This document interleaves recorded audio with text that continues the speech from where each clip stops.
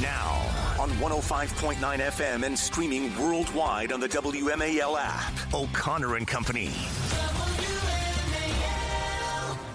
6:07 on this third day of November, day before election in the Commonwealth of Virginia, as well as New Jersey and the city of New York and other local elections around the country.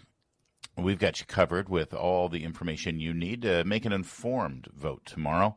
At 6:35, we'll speak with Tim Graham from Media Research Center. At 7:05, Joe DeGeneva.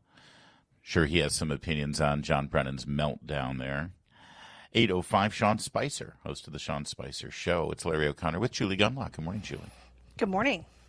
Been a lot of issues to discuss in this election. One of them that actually did get quite a bit of play there when people weren't focused on, the murder fantasies of the man who wants to be Attorney General and Abigail Spanberger's inability to answer a straight question in a coherent fashion, was the issue of right to work and Virginians having the ability to hold on to that right in the face of the overwhelming power of major unions, especially in Virginia, those unions that are involved with the federal government and other industries. Mark Mix is the president of the National Right to Work Committee, joins us now. And this is a major issue here, Mr. Mix, with regard to Abigail Spanberger and the Democrats and the pivot they've made in Virginia.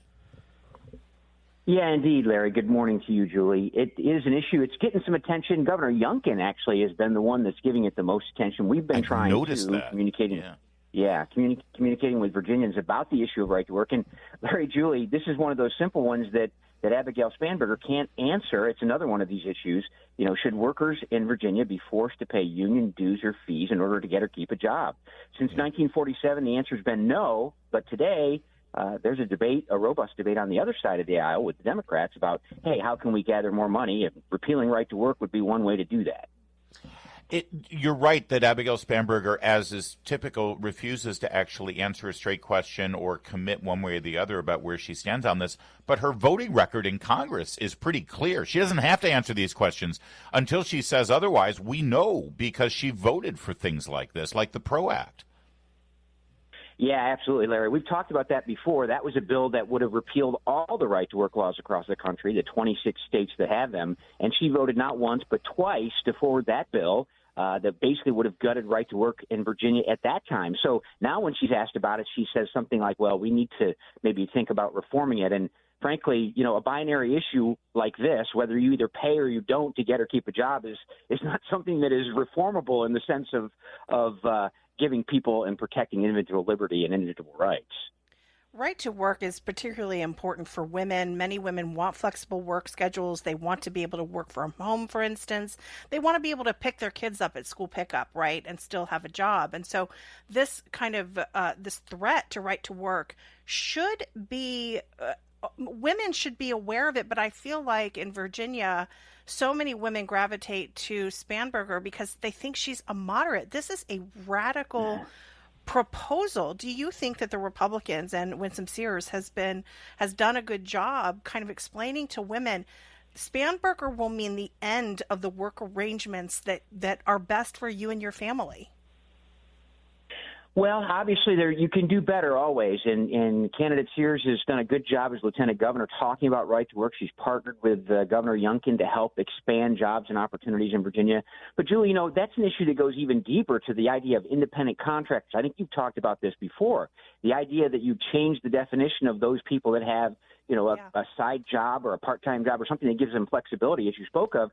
The unions were the ones trying to change that because you can't unionize independent contractors, but you can unionize employees. And so that's an ongoing battle and an ongoing struggle. But it's really, as Larry pointed out at the beginning, these are union officials that when they get in power, the first thing they do is how do we think about forcing workers to pay dues to support our political campaigns and ideological campaigns? It's wrong, and it's an issue that's on the table right now in Virginia. Is there any doubt in your mind, sir, that should Abigail Spanberger win and the Democrats retain their majorities in Richmond, that this is something that they will jam through? They just need a clear majority, right?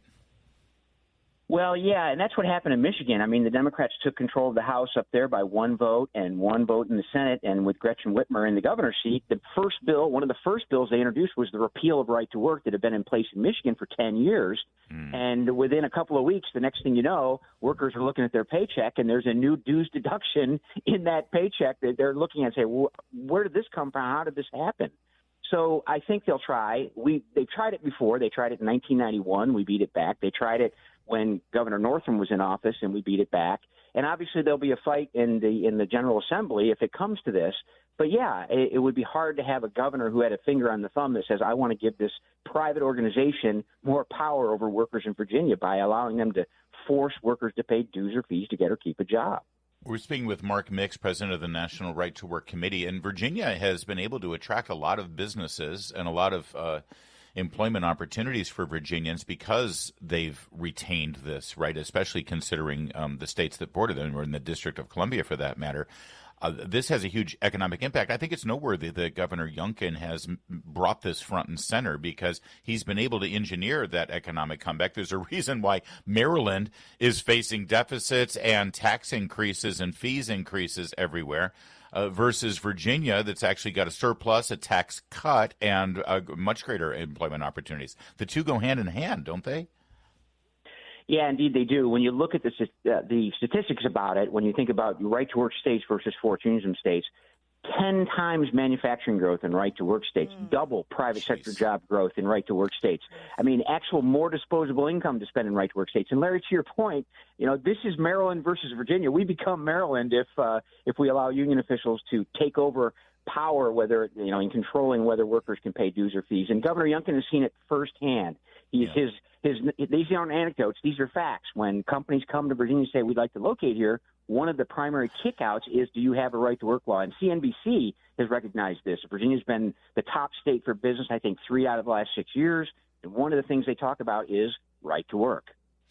Have you been able to quantify the kind of strong arm tactics and campaign funding and organizing that the unions have put into Virginia to try to get out that vote and try to sort of bully their way into the ballot box tomorrow? Yeah, indeed. They're all in. I mean, the money just flows. And when you can collect money from someone as a condition of their employment and not be held accountable for what you do with it, it's a pretty good political structure. And certainly union officials, we talk about lots of money in the political process. Well, unions, if you just scratch the surface of their reports that they file, you find $2 billion every 2 years in politics and lobbying because they can compel you to pay dues or fees. Now, there are a lot of workers out there that love their unions. There's a lot of unions that do good things, but they don't need compulsion if they're doing good things for the workers they claim to represent. But yet here, the agenda is, we've got to force workers to pay dues, to be part of that union, take away their associational rights, and then to add insult to injury, force them to pay it. It doesn't make any sense. If unions are doing great things, workers will come. What is that? The Field of Dreams thing? If you build it, they will come. Yeah. Right. Yeah. This isn't a close call, by the way. As you poll this, Virginians support maintaining right to work protocols in the Commonwealth by something like 9-1, isn't it?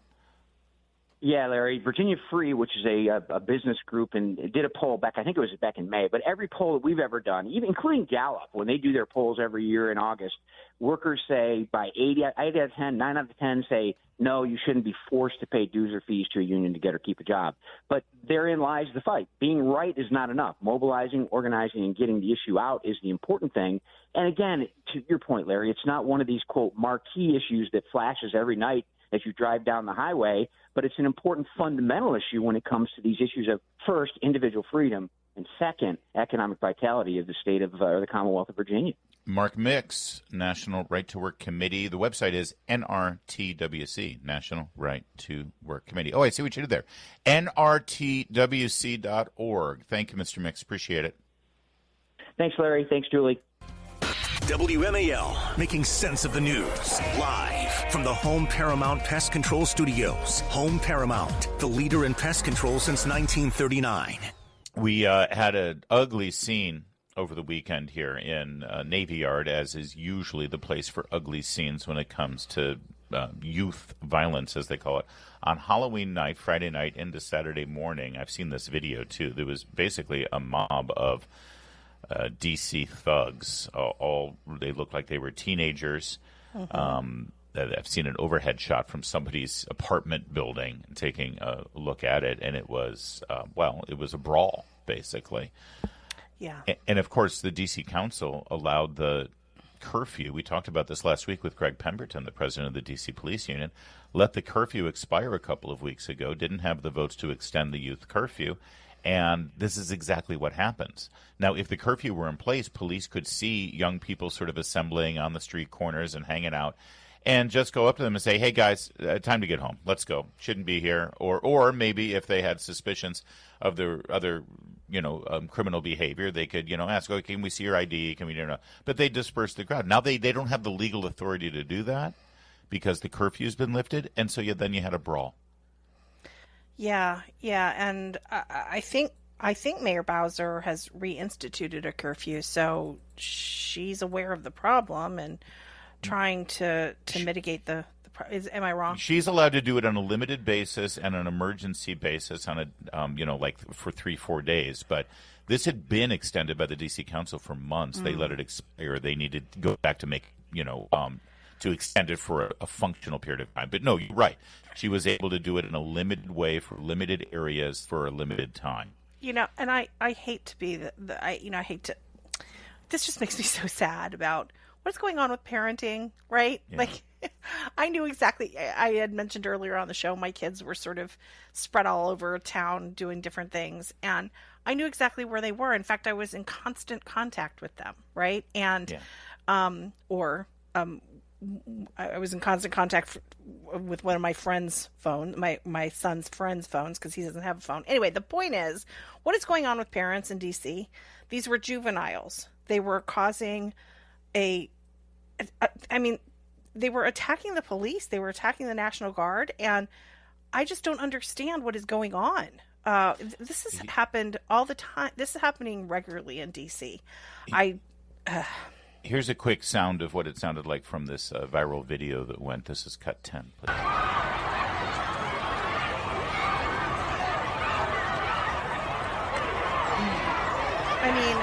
It's a riot. By the way, there was probably 50 of them, if not more, that I saw. I say, what is going on? Oh, what is going on? We know exactly what's going on. We know exactly what's happening with a lot of these families in urban areas. And it is enormously depressing that it takes the mayor doing a curfew to get kids to go home at night. The reinstituted temporary curfew, limited curfew, will be enacted 11 p.m. to 6 a.m. through November 5th now. But it does take the D.C. Council. Again, it's just a limited curfew. The D.C. Council needs to get together and renew this. They refuse to do it. And according to Chuck Thies, who has sort of got his finger on the pulse of politics at the district council, he's a regular guest here, said that she doesn't have the votes. Even after this, the votes aren't there because they'd rather be the resistance than actually do their job and keep D.C. safe. You know what also needs to happen? Mayor Bowser needs to go out there and say to the parents in D.C., what is wrong with you? What is going on? Yeah. What is wrong with you? Maybe the ministers and reverends and church leaders need to talk directly to parents. I know that up on the pulpit, there's a lot of politics being talked about, right? And Trump derangement syndrome. Maybe they could take 10 minutes and say, could you guys teach your children the basics of civility? No, it's Trump's fault. That's the only thing that they're allowed to say. They're not allowed to actually make any judgment on parents or anything like that or behaviors. The juvenile curfew zone is the Navy Yard area, basically starting from 8th Street Southeast, going all the way to South Capitol Street, and the northern perimeter is 695, and then it goes down south to the river. Including Nats Park and that circle. It's really more of an oval connecting the home plate of Nats Park and Audi Field, and then up Anacostia River to the Navy Yard. So it's that entire zone there where there's tons of apartment buildings and bars and restaurants, and that's where the other perimeter, by the way, is the Banneker Recreation Center special juvenile curfew zone. That's over by Howard University. 9th Street Northwest to Georgia Avenue Northwest, and then W Street to Euclid Street. It's 6:22. Coming up, Tim Graham. He's the executive editor at NewsBusters at Media Research Center. Keep it here, 6:30. WMAL-FM, Woodbridge, Washington, a Cumulus media station. Making sense of the news. News Talk 105.9. News now. Now on 105.9 FM and streaming worldwide on the WMAL app. O'Connor and Company. It's 6:37. Thanks for tuning in here to O'Connor and Company, getting your Monday off as best as we possibly can. Don't blame us. It's Monday. But the good news is the sun is starting to come up because, we're back to standard time. Did you set your clocks back? Are you an hour early right now? That's fine. Just spend an extra hour with us. Coming up at 7:05, it'll be Joe DeGeneva joining us. And at 8:05, Sean Spicer. I'm Larry O'Connor with Julie Gunlock, who was an hour early to work today, which was really stunning. Good for you. Good morning. Yeah. Joining us right now, Tim Graham, executive editor of NewsBusters at the Mighty Media Research Center. Tim, good morning. Thanks for joining us. Hey, guys. There's so much to talk about. I want to get to how the media has been covering these elections, the Jay Jones story, Spanberger, and never really challenging around any questions. But first, the big story coming out of the corporate legacy media, of course, is Barry Weiss and CBS acquiring the Free Press and putting Barry Weiss in as the editor-in-chief. And we're now learning about some layoffs that are happening there. First of all, is it true that Gayle King is out? Because she's denying it now. There seems to be sort of a back and forth on what the truth is there. She could be in that Stephen Colbert category. Contract expires in May. Goodbye. We'll see. We'll see. Look, that would make sense because she's way too expensive, and I think it would also make sense because, as we've long reported to people, Gayle King vacations with the Obamas. She was a major Democrat donor before she signed up, and of course she got the job in part, you have to believe, because she's Oprah Winfrey's best friend. Exactly. But the show has never gotten out of third place, so why would you keep somebody who keeps the show in third place? That just doesn't make any sense, economically.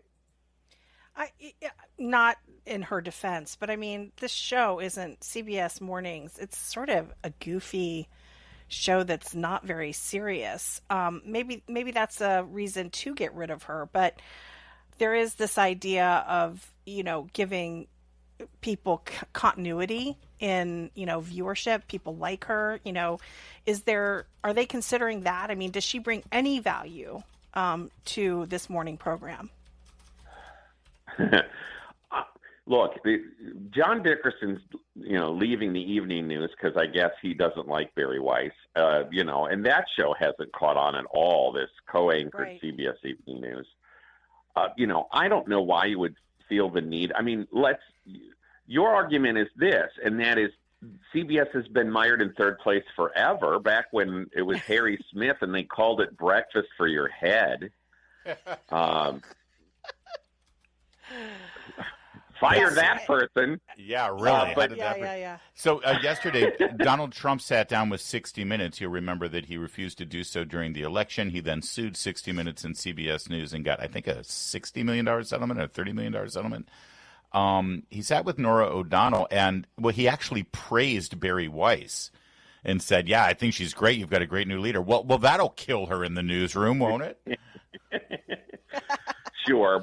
Well, and maybe that's why he consented now to do the interview. I mean, he was interviewed by Norah O'Donnell, who is not not a centrist, and who does softball interviews with all the Democrats. But I hope that he taped it himself, because one of the best / worst moments is when he was interviewed by Leslie Stahl in 2020. And the stuff they did not put on the air was more outrageous than what they did, where Leslie Stahl was like, you can't confirm the Hunter Biden laptop. Well, if you can't, you ain't a journalist.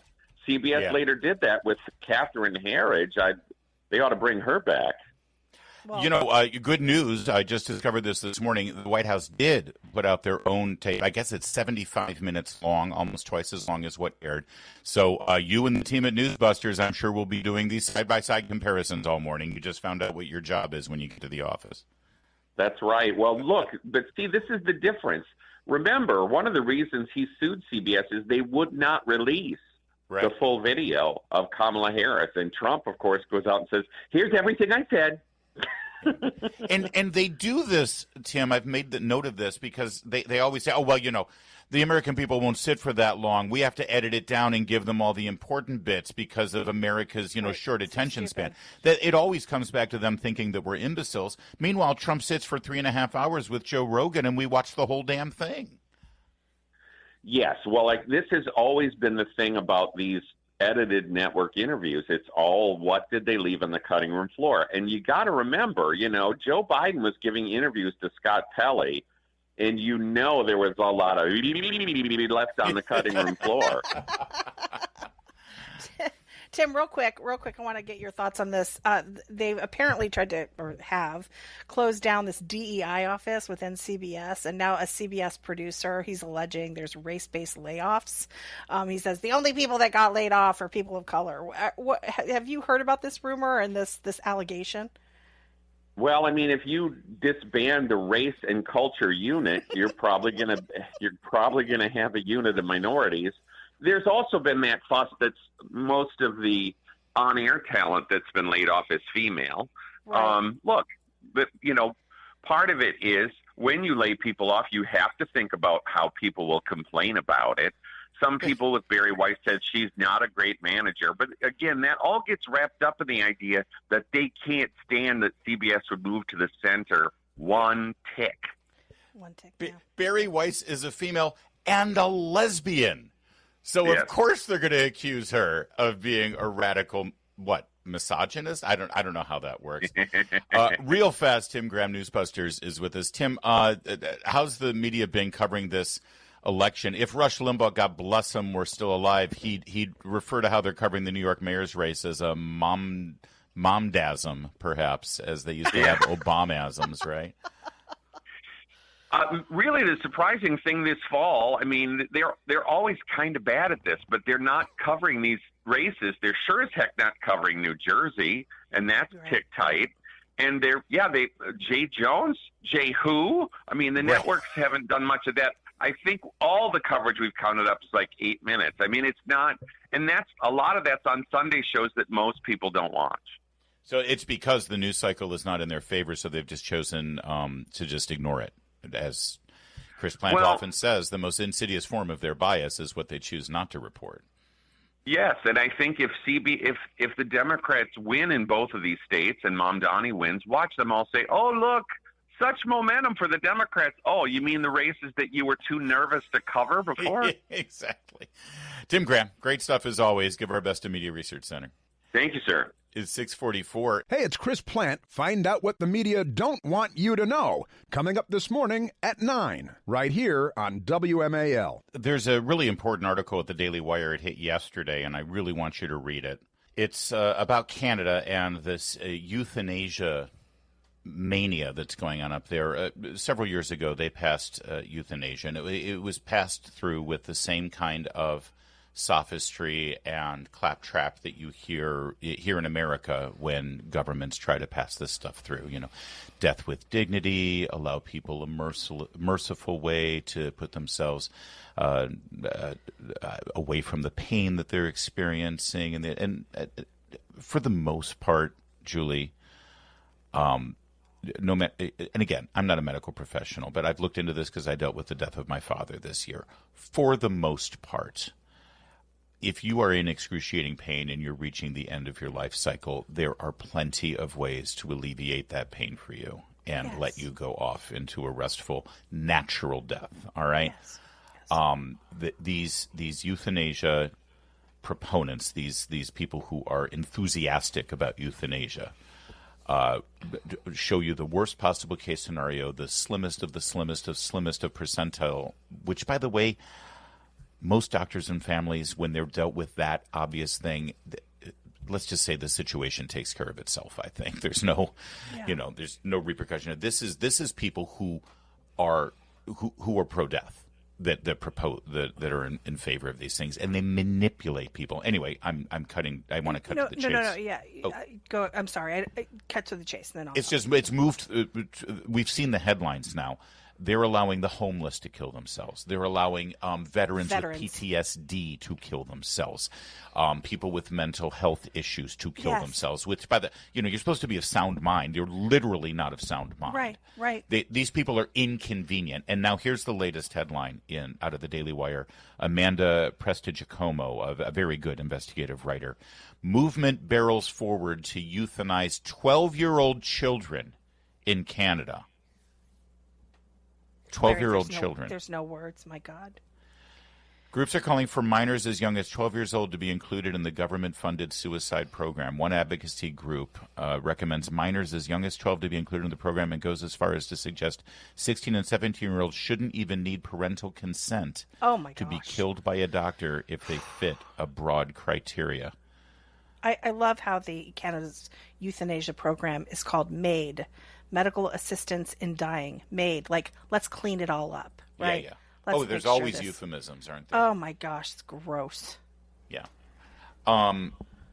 It's why are we surprised at all, Larry? I mean, we have reached a point on the left where mutilating children is perfectly fine. There are leftist organizations that have renamed pedophilia to minor attraction. There's some other right. And that we should just accept it, right? That's right. The left is so sick. Why are we at all surprised? And let there be no doubt, this is being pushed by the left. Yeah. And Canada's just gone. Gone. Whenever I raised this issue, because I remember there was a initiative to do this in Maryland recently. There are a couple of states that have this as the law of the state. And I was very outspoken and passionate against it. And I'll tell you, a lot of our listeners, conservatives get bought into this thing because they prey on your emotions. Yes. They prey on, I don't want to be hooked up to a machine. I don't want to be a vegetable. I don't want to be a burden and all of that stuff. Well, just listen to this. The MAID program started back in 2016 with only people whose natural death was, quote, reasonably foreseeable eligible. 99% of cases, medical professional administers a substance that causes a person's death, which is technically euthanasia. In the other cases, a person will be provided a substance to self-administer to cause their own death. It has expanded beyond the massive growth. It's starting in 2021, by the way. Chronic illness, disability were included as sole reason. So you don't have to be, your death is not reasonably foreseeable anymore. No, chronic illness, disabilities. They're allowing people with disabilities to kill themselves. There's also, I think it's really important also to, like, for instance, to the vets. There's this idea of you're kind of a burden. Okay, you're not going to get better. That's right. So that's right. Just do this and ease up on your family and the government paying for you and all this stuff. You're right. It is such a destructive. It's ghoulish. Ghoulish. Oh, and by the way, there is a connection. The reason the government is so in favor of this is because they have nationalized health care there. That's right. And the more people, that's a drain on the government. It's a drain on the system. You're a burden to society. When you Death panels, ladies and gentlemen. Yes, when you connect these things, folks, then it becomes a collective problem. And we should do something about that collective problem. 5% of all deaths in Canada are now euthanasia. 1 in 20 Canadians. My God. Who died by euthanasia. This is what will happen. Please, we must draw the line. And you've got to read this article. It's really well done. 6:53.